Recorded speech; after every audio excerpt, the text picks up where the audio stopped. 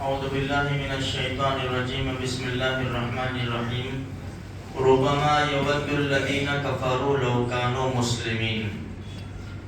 قرآن کریم کا 14واں پارہ پہلی لائن ہے۔ اللہ پاک فرماتے ہیں کہ بہت سے کافر اس وقت تمنا کریں گے کہ کاش وہ مسلمان ہوتے۔ بدر میں مارے گئے کافروں کو جب لایا جائے گا سارا منظر دیکھیں گے، اس وقت وہ بھی یہ تمنا کریں گے۔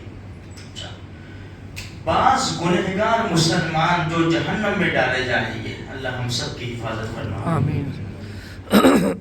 کافروں سے ملاقات ہوگی، وہ کہیں گے تم تو اللہ کو مانتے تھے،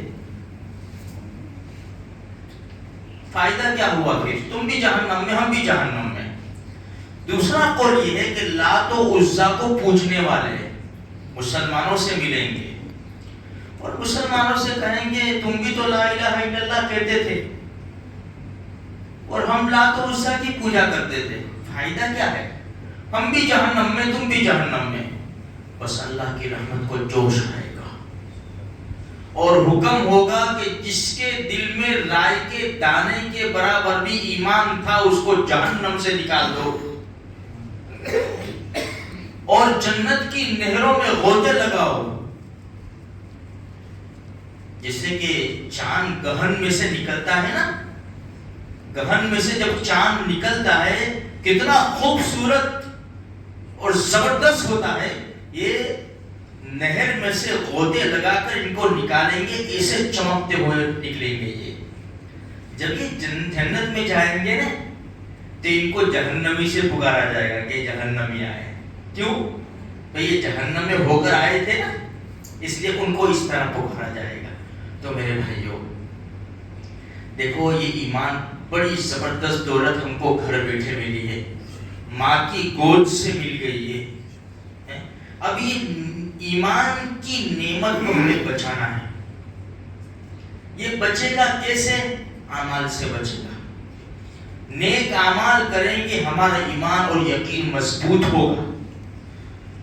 ایمان اور یقین جتنا مضبوط ہوگا، دیکھو عمارتیں جو بنتی ہیں نا ابھی فی الحال، اس کی بنیادیں دیکھو بڑی زبردست ہوتی ہے کہ ہوائیں چلتی ہیں تو جھوپڑے وغیرہ سب گر جایا کرتے ہیں، پترے اڑ جایا کرتے ہیں۔ یہ بڑی بڑی عمارتیں اتنی مضبوط بناتے ہیں نا کہ بڑے بڑے زلزلے آئے نا تو پوری عمارت تہس نہس نہ ہو جائے۔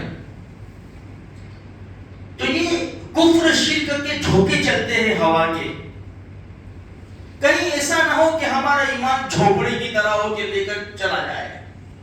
ہمارا ایمان اتنا مضبوط ہو کہ کفر شرک کی دنیا کی جتنی بھی مضبوط ہوائیں چلے لیکن ہمارا قدم ڈگمگائے نہیں کہ بس خلاص ایمان، تم لالچ دو، دھمکی دو، کچھ بھی کرو، لیکن ایمان کو کسی قیمت کے اوپر بیچا نہیں جا سکتا۔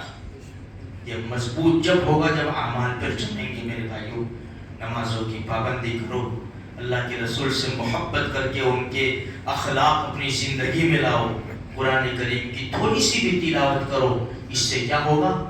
ہمارے دل نرم ہوں گے، ایمان کی محبت آئے گی، ایمان کے جذبات اور قربانی آئے گی اور ہمارا ایمان مضبوط ہوگا۔ اللہ کہیں سنی باتوں پر عمل کی توفیق عطا فرمائے۔ آمین۔